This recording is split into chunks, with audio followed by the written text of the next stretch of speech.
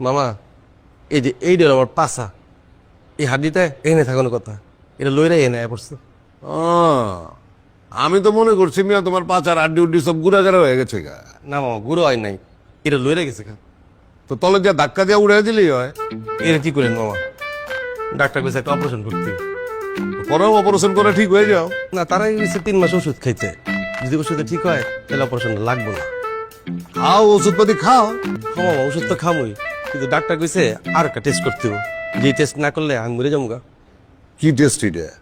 কইছে মামা যে একটা মেশিনের মধ্যে আমার শরীরটা ঢুকাই দিব, আধা ঘন্টা থাকতে হবো, জ্ঞানও থাকবো না, ওই টেস্টটা করতে কইছে।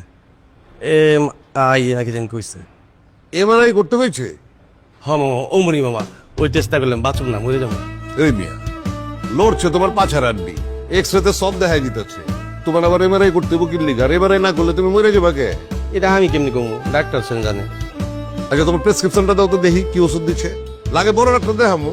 কি কমু মামা, ডাক্তার যে কাগজে ওষুধের নামগুলো লিখে দিচ্ছে, ওষুধ দিন আনানোর সময় ওই কাগজ হারাই লিখছে। গুগলে যে গিক লিকার লেগে সার্চ করে প্রথমে যে ওয়েবসাইটটা আসবে সেই ওয়েবসাইটে যে সাইন আপ করে প্রতিদিন তুমি 400 থেকে 500 টাকা ইনকাম করতে পারবা।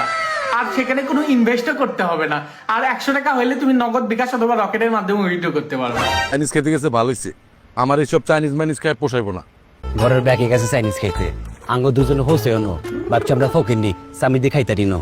এরা চাইনিজ খেতে গেছে ভালো হয়েছে, আমার এইসব চাইনিজ মাইনিজ খায় পোষাইবো না।